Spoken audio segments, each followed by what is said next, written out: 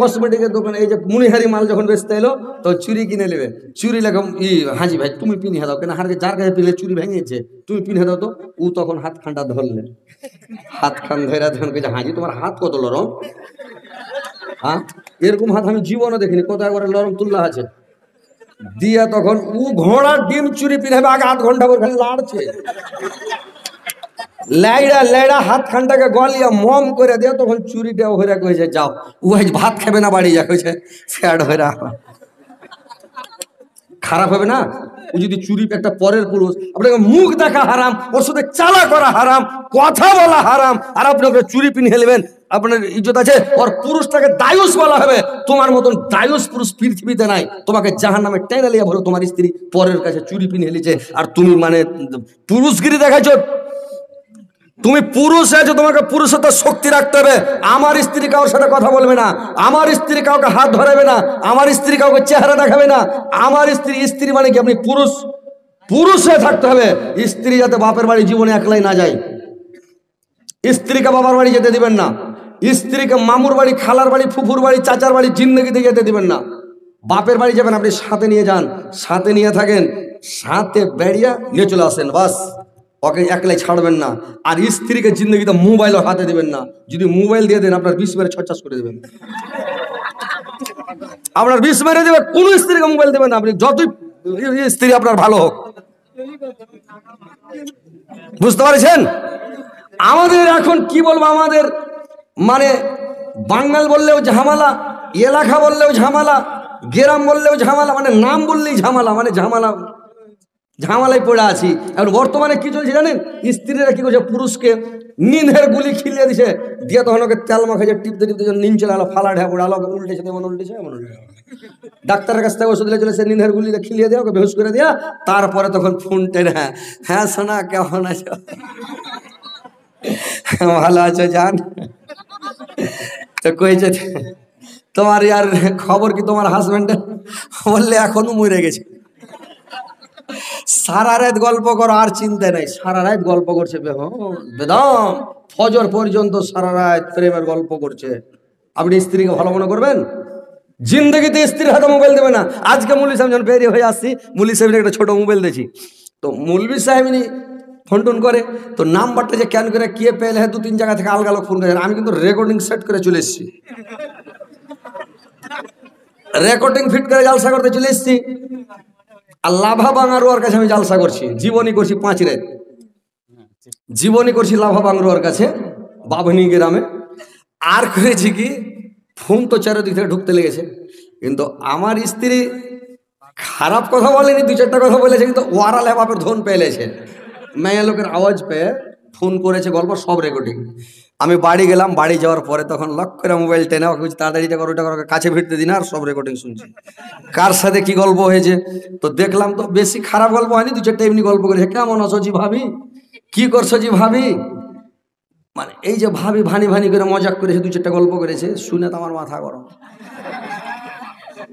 তো আমি তখন মোবাইল তোর কাছ থেকে নিয়ে নিলাম, আজকে বলছে হ্যাঁ মোবাইলটা রিচার্জ করে দিয়ে যাবেন, আমি খবরদার মোবাইলে গল্প করবি না। একদম মোবাইলকে বাক্সে ভরে সুইচ অফ করে রেখে চলে এসেছি, তালা লক করে একবারে সবটি ছোড়ানকে, বাড়ি ঘরের যতটি ছোড়ান আছে সব গেলে চলে এসেছি। বুঝতে পারলেন? তুই যদি পালাইস তো খালি জানলে খালি পালিয়ে যেতে হবে তোকে, যা। বুঝতে পারছেন?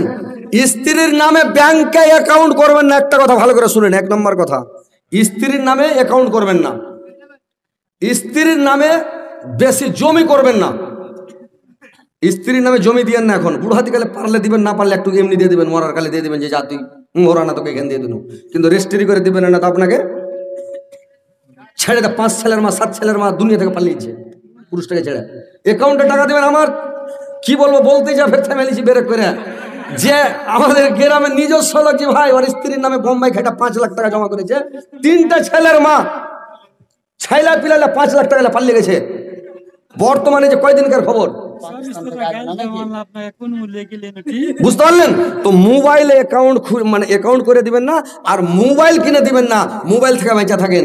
তো ভাই কথা হচ্ছে, আপনি পুরুষ, পুরুষের কাজ দেখান, দুনিয়াতে ভালো চলেন। আমি খারাপ বলি না, আমি মেয়ে ছেলেকে খারাপ বলি না, সব মেয়ে খারাপ নয়, কিছু খারাপ আছে, ওই খারাপের কারণে বদনাম হচ্ছে মেয়ে ছেলের। কিন্তু পরের পুরুষকে হাত দিয়ে তুমি চুরি পিন হেলিও না। পরের পুরুষের কাছে ফেয়ার লাভলি কি হতো না, একটু লিপস্টিক দেখে তো কিরকম মানাবে, দিয়ে দিলে একটু ই তখন কত কালা মেয়ে বাংলাদেশের আছে, ই তখন মানে ওগুলো লাগিয়ে টাকে ফের ফটো এমন একটা খিঁচলে, এমন একটা বেরোলাম, এমন একটা খিঁচলে খাজা খাস ফেসবুকে ছেড়ে দিলে। এই তো মানে কাজ করছে। এইগুলো মেয়ে জান্নাতে যাবে যে ভাই, জান্নাতে যাবে? তো কথা হচ্ছে ভাইরা আমার, আপনাকে বিহার অনেক ভালো, অনেক ভালো, আল্লাহ আপনারাকে অনেক ভালো রেখেছে। আল্লাহকে দোয়া করি, আল্লাহ তুমি ভালো রাখো এই বিহারের মুসলমান মমিনকে, আর মা খালা নানি রেখে আমাদের বাঙালের লোক কালা তুমি হেদায়েত করো, আমাদের বাঙালের মুসলমান মমিনকে আল্লাহ তুমি খাঁটি নামাজি বানাও, হেদায়েত করো, এরা যাতে বেপর্দা হয়ে না থাকে, পর্দার মধ্যে থাকে, পর্দার মধ্যে চলতে পারে, আল্লাহ তুমি হেফাজত করো। তো এবার শুনেন ভাই কি বলছিলাম, যে ৭০,০০০ ফেরেশতা আল্লাহর কাছে মাগফিরাত চাইবে, খালি এই দুয়াটা পড়ে নিলে ভাই, ৩টা আয়াত পড়ে নিলে, বুঝতে পারছেন, এইগুলো শিখে নেবেন মুলবি সাহেবের কাছে। আর একটা দোয়া ভাইরে আমার, এই দোয়া পড়ার পরে যদি পড়ালেন আস্তাগফিরুল্লাহাল্লাযী লা ইলাহা ইল্লা হুয়াল হাইয়ুল কাইয়্যুম ওয়া তুবু ইলাইহি, যদি আপনি এই দোয়াটা ৩ বার পড়ালেন, আপনার জীবনের যত গুনাহ আছে সমস্ত গুনাহ আল্লাহ মাফ করে দিবেন রে ভাই। আপনি যদি মানে ৫ ওয়াক্ত নামাজ পড়েন, যেগুলা সাগীরা গুনাহ, ওই সাগীরা গুনাহগুলো লেখা হয় না, মানে তোবা করতে হবে না, ওগুলা আপনি আল্লাহ মাফ করে দিবে, ক্ষমা করে দিবে, শেষ করে দিবে। কোনটা সাগীরা গুনাহ? এই যে সাগীরা গুনাহ হলো রাস্তায় চলতে চলতে মানে মেয়ে ছেলের দিকে দেখা, মানে একবার দেখার অর্ডার আছে, বেশি নাই। আপনি বলছেন যে একবার অর্ডার আছে, তো পুরো করে সুষ্টি বা ছেড়ে দিয়ে ভালো করে দেখে এই হলো সাগীরা গুনাহ, ছোট মোটো গুনাহ। এই যে ছোট মোটো যত গুনাহ আছে রে ভাই, দেখলেন খুব সুন্দর মহিলা, মনে মনে কইলেন আল্লাহ আপনার বেরেনে খালি ঘুরছে, খালি উড়ে বেড়েছে, আকাশ বাতাস করছে, আল্লাহ ওকে খালি একবার বিয়ে করতে পাইতুম। এই যে মনের মধ্যে একটা মানে ব্রেনের মধ্যে একটা গুনাহ হলো, চোখে দিয়ে একটা গুনাহ হলো, মনের মধ্যে গুনাহ হলো। যখন আপনি উজু করবেন, ফজরের টাইমে উজু করবেন, হাতের দ্বারাই যে গুনাহ হয়েছে, হাত ধুলেন, তখন ওই গুনাহটা মাপ। মুখের দ্বারাই কোনো খারাপ কথা, ফৌজ কথা কিছু বলেছেন, মিথ্যা কথা বলেছেন, কুলি করলেন, মুখ ধুলেন, মুখের দ্বারাই গুনাহটা মাপ। যখন চোখ ধুলেন, চোখের দ্বারাই কোনো খারাপ জিনিস দেখেছেন, ওইটা গুনাহ আল্লাহ মাফ করে দিবেন। ব্রেনটার দ্বারাই যদি গুনাহ করেছেন, মাসা করবেন, তখন ব্রেনের দ্বারাই যে গুনাহটা আল্লাহ ওইটাও মাফ করে দিবে, আপনাকে তোবা করতে হবে না, ছোটখাটো গুনাহ উজু করলে খতম। পায়ের দ্বারাই হাইটা যখন গেছেন, পায়ের দ্বারাই যে গুনাহ হয়েছে, ওই গুনাহটা আল্লাহ মাফ করে দিবে। নমাজের কত গুণ আছে জানেন? নমাজের পাওয়ার আছে ভাই। যদি নমাজ থাকে আপনার সব নেকি আছে, নমাজ যদি না থাকে তাহলে আপনার কোনো নেকি নাই, সব নেকি শেষ। আপনি যদি কোটি কোটি টাকা মাদ্রাসায় দান করেন, মসজিদে দান করেন, আপনি ইয়াতিমখানা চালান, আপনি আরো কিছু বৃদ্ধাশ্রম চালান, আর কিছু চালান, আর কিছু চালান, কোটি কোটি টাকা ব্যয় করেন, হজ করে আসেন, জাকাত দেন, সাদকা দিয়ে চলে যান, যদি নমাজ না থাকে, সলাত না থাকে, আপনার কোনো নেকি থাকবে না। একদম সহিহ হাদিস, কিয়ামতের দিন কি মাওলানা যখন নেকি চড়াবে পাল্লাতে, গটির মাছের মতো লাফিয়া সব নেকি পড়ে যাবে। আর যদি আপনার সলাতের নেকি থাকে, নমাজের নেকিটা থাকে, তো আপনি কাউকে একটা রাস্তা দেখাইছেন, ভাই এটা রাস্তা দিয়ে যাও, খুব ভালো, এই রাস্তাটা গেলে খারাপ আছে, রাস্তাটা যায় না, বিপদ আছে, কাদা পানি আছে, এই রাস্তাটা খারাপ, যায় না, এটা দিয়ে যান। এই যে একটা ভালো রাস্তা দেখালেন, এটাও নেকি পাবেন। রাস্তা দেখেন একটা কাঁচ পড়ে আছে, কাঁচখান পানি ঢুকে যাবে, কাঁচখান নিয়ে দূরে একটু সরিয়ে দিলেন, রাস্তার কানে কোনো জায়গায় ফেলে দিলেন, গানাগুড়িতে, এটা একটা নেকি পেলেন। কাহাকে একটা বোঝা চেড়ে দিলেন, কাহার সাইকেল খানটা তুলতে পারেন, ওকে চেড়ে উঠিয়ে পেঠিয়ে দিলেন, তো এই নেকিটা। তো এই যে নেকি, ছোট ছোট নেকি, এই নেকি গালা ভাই কিয়ামতের দিন সব পেয়ে নেবেন, পাল্লাতে সব চড়ে নেবে দিয়ে, নেকি এক পাল্লাতে, গুনাহ এক পাল্লাতে। নেকি যদি ভারী হয়ে যায় আপনি জান্নাতে গেলেন, গুনাহ যদি ভারী হয়ে যায় জাহান্নামে চলে গেলেন, বুদ্ধি আপনার শেষ। তো কথা হলো যে নেকি ভারী করতে হবে, তাহলে নমাজটা পড়তে হবে। নমাজ কোনো হালাতে মাপ নাই, আপনি যেখানে যান, যেখানে থাকেন, নমাজটা মাপ কখন জানেন? নমাজটা আপনার মাপ হলো বেহুশ হয়ে যাবেন, যখন অজ্ঞান হয়ে যাবেন, নমাজ নাই। কোনো মানুষ যদি পাগল হয়ে যায়, পাগলের নমাজ নাই, বেহুশ হয়ে গেলে নমাজ নাই, মরে যাওয়ার পরে নমাজ নাই, বুঝতে পারলেন? কিন্তু বেঁচে থাকেন, হুঁশ থাকে, যদি আপনার জ্ঞান ঠিক আছে, হুঁশ জ্ঞান ঠিক আছে, আপনার নমাজ মাপ নাই। আপনি দাঁড়িয়ে পড়েন, দাঁড়িয়ে পড়তে পারেন না, বসে পড়েন, বসে পড়তে অসুবিধা হচ্ছে, আপনি শুইতে পড়েন, শুইতে শুইতে আপনি ইশারাতে পড়েন যে আমি সিজদা করছি, রুকু করছি, পড়েন বোধের আস্তে আস্তে, মানে এখন সিজদা করছি, রুকু করছি, এভাবে মানে দোয়া পড়েন, নিয়ত করেন, সুদা সুদা নামাজ পড়েন, কিন্তু পড়তে হবে আপনাকে নামাজ। আর আপনারা ঘুরে বেড়েছেন, নামাজ পড়েন না। আজান হয়েছে, দৌড়িয়া বেড়েছেন ইঠে উঠে। হ্যাঁ, জান্নাতের মুখ দেখতে পাবেন, জান্নাতে যাবেন, ভুলে যান। নামাজ এখনো ধরেলেন, সময় আছে, সুধরে যান, টাইম এখনো আছে, সুধরে যান ভাই। তো এই যে দোয়াটা পড়বেন, তো আস্তাগফিরুল্লাহাল্লাযী লা ইলাহা ইল্লা হুয়াল হাইয়ুল কাইয়্যুম ওয়া তুবু ইলাইহি, আপনার সমস্ত জীবনের গুনাহ যত গুনাহ আছে সমস্ত গুনাহকে আল্লাহ মাফ করে দিবে রে ভাই। একটাও গুনাহ থাকবে না, সব সাফ ধুয়া মুছা সাফ জানিস বাম্বা সুম্বাচ্চার মতো বেগুনাহ হয়ে যাবে। আল্লাহর রাসূল বলেছেন, যখন তোমরা যদি ফজরের নামাজ পড়ার পরে পড়ো, তাহলে তোমার জীবনে আর কোনো গুনাহ থাকবে না। যেমন নদীতে যখন কল কল করে স্রোত চলে, তোর কাঙ্কর বালু থাকে না, বালু আর কাঙ্কুর গুলোকে ঝাড় দিয়ে পানিতে স্রোতে দিয়ে চলে যায়, ঠকঠকা মাটি পড়ে থাকে। যখন একটা শুকনা গাছে বাড়ি মারবেন, একটা কোনো গাছ শুকিয়ে আছে, গাছে কুড়হলের বাড়ি মারেন, হাতুড়ের বাড়ি মারেন, পাতগুলো ঝরঝর করে ঝরে পড়ে যাবে। ওইরকম যখন আপনি 3 বার পড়বেন আস্তাগফিরুল্লাহাল্লাযী, আপনার যত মানে গুনাহ আছে ওই গাছের পাতের মতন সব ঝরে পড়ে যাবে, আপনার আমল নামাতে কোনো গুনাহ থাকবে না। দোয়াটা পড়তে পারবেন না? দোয়াটা পড়তে পারবেন না? আপনারা জানেন না? না জানলে শিখে নেবেন। হ্যাঁ, তাহলে এই দোয়াগুলো আপনারাকে পড়তে হবে ভাই, বুঝতে পারছেন? আর যেদিন মরবেন, আল্লাহর রাসূল বললেন, ওই লোকটা যেদিন মরে যাবে, মরে যাওয়ার পরে যেদিন কিয়ামতের কোটে কাতার করা হবে রে ভাই, সাইর করে করে মানুষকে খাড়ো করা হবে কিয়ামতের মাঠে। শহীদকারীরা আগা কাতারে থাকবে,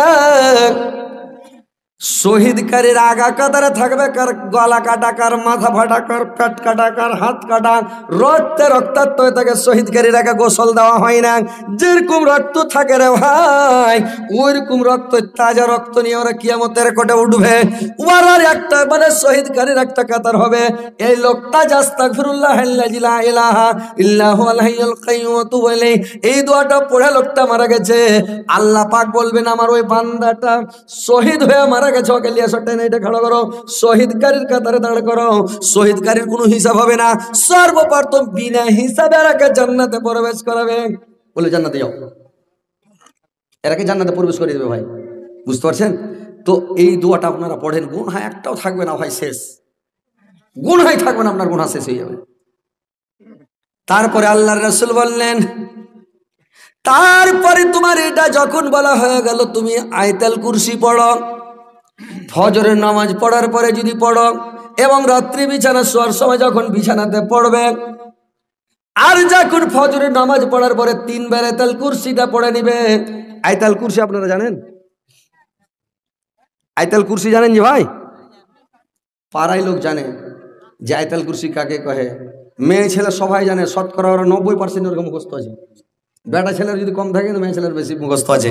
তো আয়াতুল কুরসিটা পড়তে হবে, 3 বার যদি পড়লেন, আপনার এটা বলা হয়েছে যে রাইতে যদি সিথানে মানে ঘুমাবার সময়, শোয়ার সময় যদি পড়ে, সারা রাত ওর সিথানে একটা ফেরেশতা চৌকিদারের মতন ওর বডিগার্ড হিসেবে রুলাট লিয়া, লাঠি লিয়া ওর সিথানে দাঁড়িয়ে থাকবে, সারা রাত পহরা দিবে। মানে কোনো চোর, ডাকাত, লুচ্চা, লফন্দর, ভূত, প্যারত, সাপ, বিচ্ছু, কোনো হিংস্র প্রাণী ওর বাড়িতে ঢুকবে না। চোর চুরি করতে পারবে না, ওর বাড়ি ঢুকবে না, বুঝতে পারলেন? আপনি 3 বার পড়েলেন, আপনার বাড়ি ঢুকবে না, ফেরেশতা আছে না, সবাই তেড়ে নিয়ে বেড়াবে। আপনি আরামে বিন্দাস লাখ টাকা ঘুম পড়েন, একদম রোটার চালু করে দেন,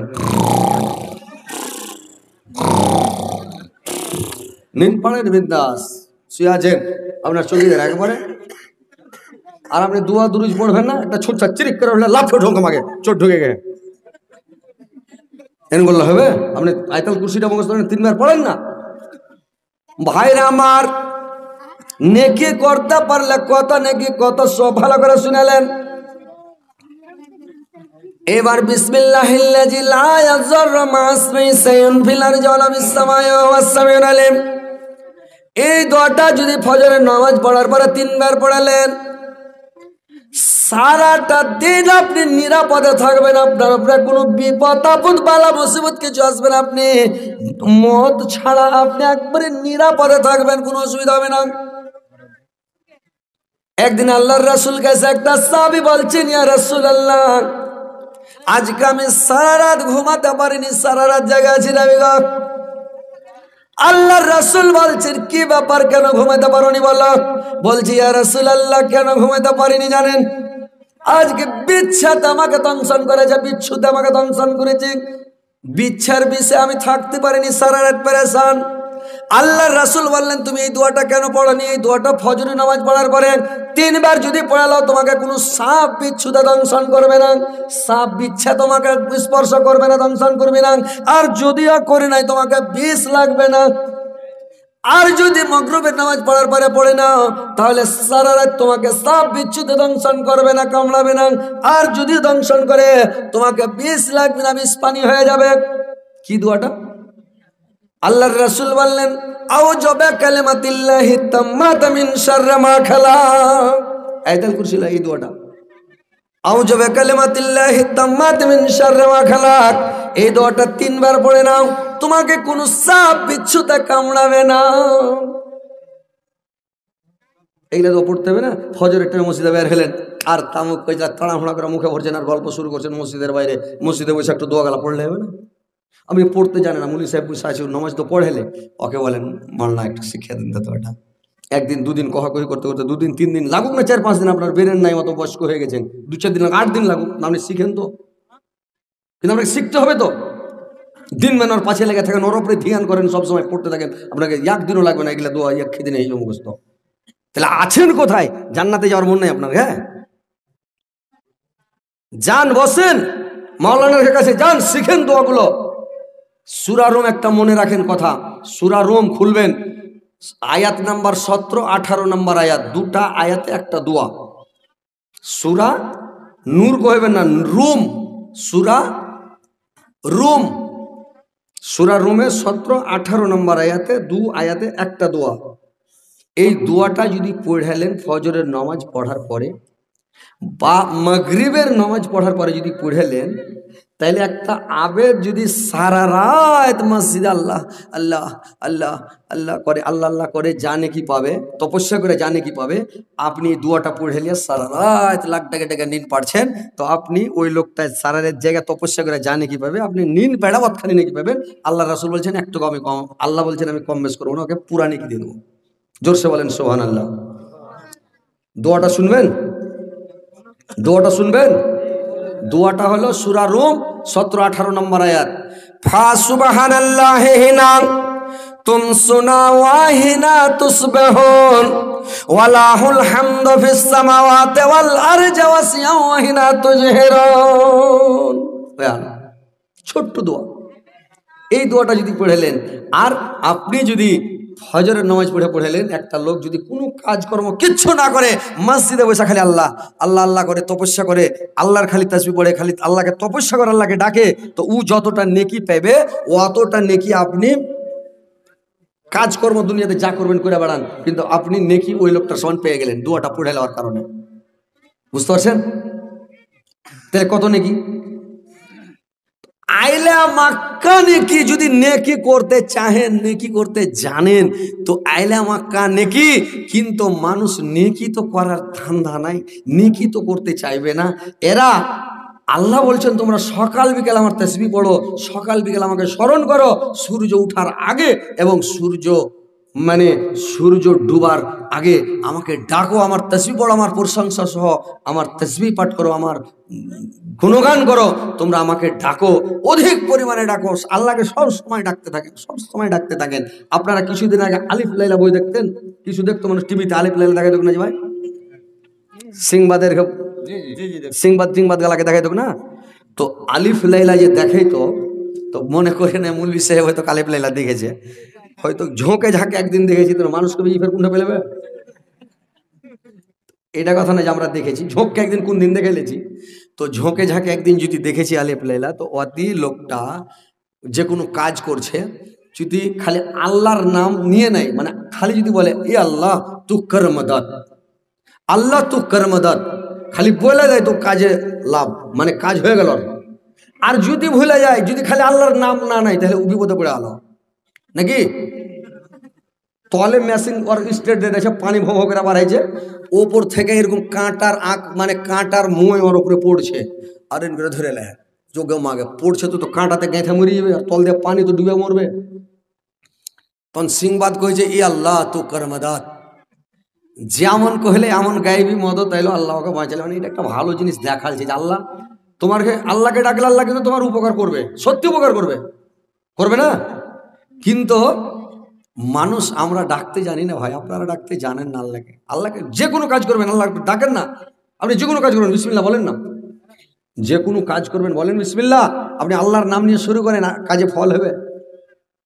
করা হয়ে গেল কাজটা আলহামদুলিল্লাহ, খেতে বসেন বিসমিল্লাহ, খাওয়া হয়ে গেল আলহামদুলিল্লাহ। আপনি যে কোনো কাজ করবেন, যে কোনো কাজের শুরুতে বিসমিল্লাহ বলেন, আপনি কাজে ফল পাবেন। আল্লাহর নাম নিয়ে শুরু করেন, আল্লাহ তোমার নামে শুরু করছি, আল্লাহ তোমার নাম, তাইলে আপনি ফল পাবেন। কিন্তু মানুষ আল্লাহকে ডাকতে চায় না, এত নেকি এত সব। তো কথাগুলো ভালো করে শুনেন, যে সকাল সন্ধ্যা আল্লাহকে ডাকেন, বিছানে ঘুমাইতে যাবেন, আল্লাহ রাসূল বলছেন সুন্নাত তরিকা মোতাবেক ঘুমাইতে হবে। বিছানে যাওয়ার সময় মেয়ে ছেলে কি করবে জানেন? মেয়ে ছেলেকে ওর আঁচল দিয়ে বিছানটাকে ঝাড়তে, মানে আঁচল দিয়ে ঝাড়তে হবে, বিছানটাকে আঁচল দিয়ে ঝেড়া ডাহিন পা বিছানে আগে রাখতে হবে, বাঁ পা পাশে উঠাইতে হবে। মেয়ে লোককে, বেটা বেটা ছেলে নিজের নুঙ্গিটা ধরে নেবেন, তহমন খানটা এখানটা ধরে লিয়া এমন একবার বিছানে ঝেড়ে দেন। হাসছেন কেন আপনারা? যে এটা খারাপ কথা বলছি নাকি? বিছানটাকে আপনি ঝাড়েন, এটা সুন্নাত তরিকা। আপনি বিছানটাকে একবার মানে ঝেড়ে দেন, বিছানে চড়েলেন। আর উজু অবস্থায় যদি ঘুমিয়ে যেতে মানে শুয়ে যেতে পারেন, তাহলে তো আরো নাকি আপনার বিছানে সুখ ভূত ভাতালি রোগ বিয়াদ অসুখ বিসুখ কোনো বালা মুসিবত কিছুই যাবে না।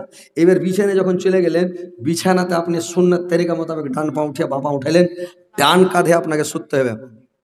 ডান কাঁধে সুতার পরে এই হাতখানটা মাথার তলে দিবেন, এইখানটা হাতকে এই দাপনার উপরে এখানে দিয়ে দিলেন। এইবার তখন মন্ত্র পড়তে শুরু করে দেন, মিন মিন মিন মিন মিন মিন করে মন্ত্র পড়েন, আপনি দোয়া পড়তে শুরু করে দেন। আল্লাহর রাসূল বললেন, যখন তোমরা বিছানাতে যাবে তখন তোমরা কি করবে? এই দোয়াটা যদি তোমরা পড়ে নাও, ইজা জুলজিলাতিল আরজু জিলজালাহা, এই সূরাটা যদি তোমরা দুবার পড়ে নাও, তাহলে 15 পারার নেকি তোমরা পেয়ে যাবে। আর যদি তোমরা সূরা ইখলাস, এই কুল হুয়াল্লাহু আহাদ, এই সূরা ইখলাসটাকে যদি তোমরা 3 বার পড়ে নাও, 4 ভাগের কোরআনের মানে কোরআনের 3 ভাগের 1 ভাগ 10 পারার নেকি আপনার আমল নামাতে লিখে দেওয়া হবে রে ভাই। সূরাটা যদি 3 বার পড়লেন, 10 পারার নেকি আপনার আমল নামায় লিখে দেওয়া হবে। আর সূরা কাফিরুন যদি 4 বার পড়লেন, সূরা কাফিরুন জানেন? বহু দেখতে যাবেন, বহু খুব বেড়ামো করছে, জামাই দেখতে যাবেন, খুব বেড়ামো করছে, ও মানে ওকে আটকা যায় না, খালি মানে যেটা করছেন আগে টুপুর টুপুর করে কয়ে দিয়েছে, ওকে খালি পট করে কহেন যে টাকা 100 টাকা হতো, ওইটা বাদ দিয়ে বলে সূরা কাফিরুন কহেন, কইছে যে ওইটাও হবে না। তো হবে কোনটা? তোমার মন মতো আমি দেখতেছি, পুজ করবো, আমি যেটা জিজ্ঞাসা করবো ওটা বলতে পারবো নাকি? ওকে যদি কয়ে দেন আল্লাহ লাতাবদো মাতাবদো লাতাবদো মাতাবদো, আর হবি না সূরা, মানে পড়তে পারো। এটা সূরাটা এমন আটকাল, এ পাবলিক পড়তে পারবে না ভাই সূরাটা, মুলবি ছাড়া। আর যারা ওইরকম ভালো একটু মাদ্রাসার পড়া অবস্থায় যে আছে ওরা পারবে, আর যারা এমনি মানে মক্ত পড়া ঢেঁড় বাংলা ওরা কিন্তু পারবে না, বুঝতে পারলেন? কাফেরুন সূরাটা একটা কথাকে ঘুরিয়া হ্যাঁ ঘুরিয়া 3-4 বার আছে, তো এটাও সূরা পড়তে পারবে না, বুঝতে পারলেন? তো ওই লেগে বলছি যে এইগুলো সূরা যদি কাফেরুন পড়েলেন, তাহলে কাফেরুন সূরাটা পড়ে নিলে কোরআনের 4 ভাগের 1 ভাগ, আল্লাহ রাসূল বলেছেন কোরআনকে 4 ভাগের 1 ভাগ দেখি তোমার আমল নামাতে লিখে দেওয়া হবে। তাহলে কি হলো? এক গোটা কোরআন পড়া হয়ে গেল না? এদিকে 15 পারা পেলেন, এটা 10 পারা পেলেন, কত হলো? 15 10 25, ওটা 4 ভাগের 1 ভাগে দিয়ে 1 পারা 30 পারা থেকে বেশি, গোটা কোরআন খতম করে একটু বেশি হচ্ছে নাকি? তাও মনে করেন যে একটা গোটা কোরআন খতম করে নিলেন কয়টা সূরা পড়াতে। আল্লাহর রাসূল বললেন ওরে আমার সাহাবারা, তোমরা প্রত্যেক দিন বিছানায় শোয়ার সময় 1000 করে আয়াত কে পড়তে পারবে বলো তো? সাহাবীরা বললেন ইয়া রাসূলুল্লাহ, নবীগণ 1000 করে আয়াত পড়ার শক্তি ক্ষমতা আমাদের নাই নবীগণ, আমরা বিছানায় শোয়ার সময় পারবো না। আল্লাহর রাসূল বলছেন আমি পড়ছি, তোমরা শোনো। বললে কি পড়েন? আল্লাহর নবী পড়তে লাগলেন বিসমিল্লাহির রহমানির রহিম, আলহাকুমুত তাকাসুর হাত্তা জুরতুমুল মাকাবির, কাল্লা সাওফা তা'লামুনা সুম্মা কাল্লা সাওফা তা'লামুন, কাল্লা লাউ তা'লামুনা ইলমাল ইয়াকিন লাতারাউন্নাল জাহিমা সুম্মা লাতারাউন্না আইনাল ইয়াকিন সুম্মা লাতুসআলুন্না ইয়াওমাইযিন আনিন নাঈম। এই সূরাটা যদি একবার পড়ে নাও 1000 আয়াত পড়া হয়ে গেল। আর প্রত্যেক দিন বিছানায় শোয়ার সময় যে ব্যক্তি 1000 আয়াত পড়ে ঘুমাবে, কিয়ামতের দিন আল্লাহ পাক ওই লোকটার মুখের আগা দিকে আর কাছে এসে আল্লাহ পাক হাসবে। আল্লাহ যদি খুশি হয়ে যায় ওই লোকটাকে দেখে, তো আর কোনো চিন্তা আছে যে ভাই এমনি হাসিবে একটা লোক? তাহলে আপনি এত গালা নেকি ছাড়া আল্লাহ সূরাটা আপনার মুখস্থ নাই?